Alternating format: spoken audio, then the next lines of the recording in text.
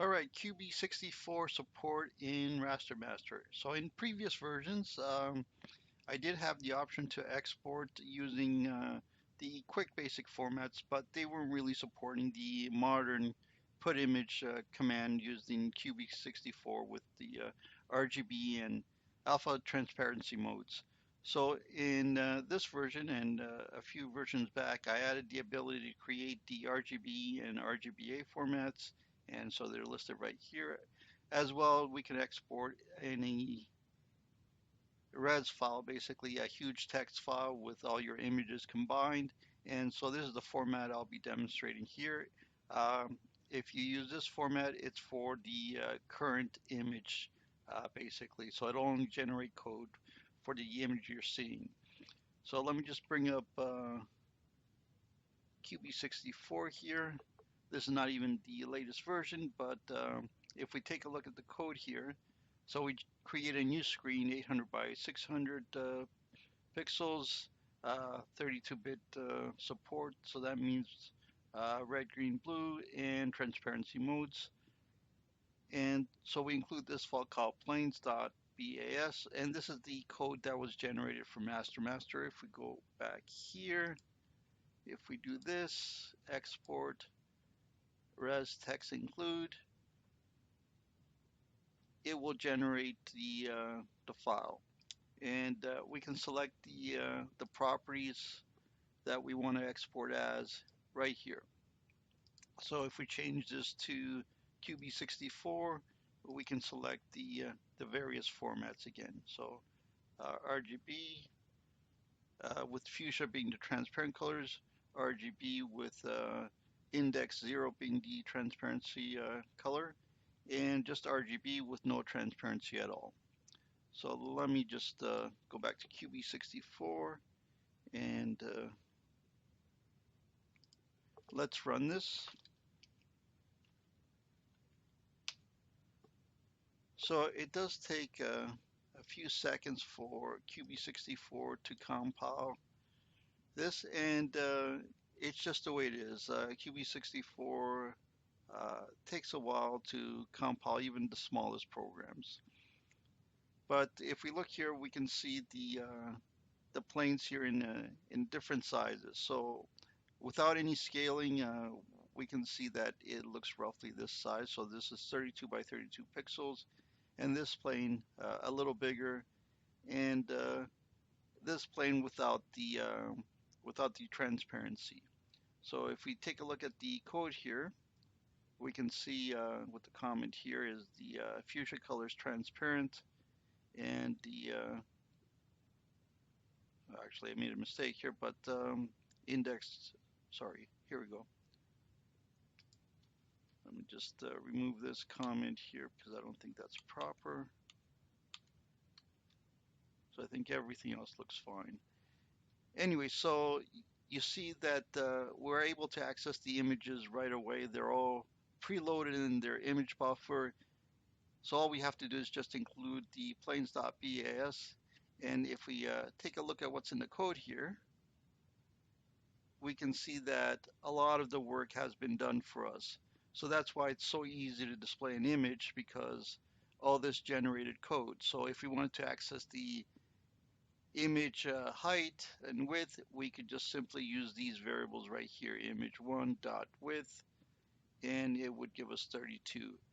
And it also generates a unique ID. So if we wanted to access things by ID or make comparisons, we can do that as well. So we generate the image buffer with the new image command, and we specify our constant values. So width, height, and what format. And so the code also gets generated to, specify whether we want RGB or RGBA. And so it loads it properly. And we do this for all the images that get generated. So this is the auto-generating code. You don't have to do this each time. So in previous versions of Raster Master, I expected you to actually create a loop and read all the values into an array or a buffer, but now this is all automatically done for you. You can still do it yourself, but it just doesn't make any sense to do that anymore, since it does it perfectly each time. And so this is the huge data statements of all the image values in RGB and RGBA formats. So that's the way to load things up. Now, let me open up a separate demo. And so there's a few different ways of loading the images. And in this demo, I go through it. So rather than just using the new image format, we can allocate memory and use the memput to specify those values into the image. I don't see much value into that, but for anyone that wants to do that, it's possible, and I demonstrated here. Um, there might be some benefits to it in the future. I was just experimenting, and so it just turns out this works as well. So instead of having to use pset, you basically just uh, use memput to put those values into the image buffer. Does the same thing, so no difference, but in case you wanted to see a different way of doing it, so let's run it and just prove that it actually works. And so we get the same planes again with the same kind of, except this time they're not scaled, they're just default sizes. Again, just to show it works.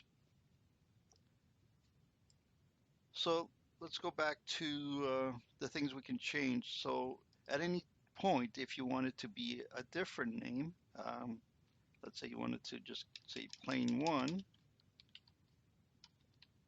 you can change this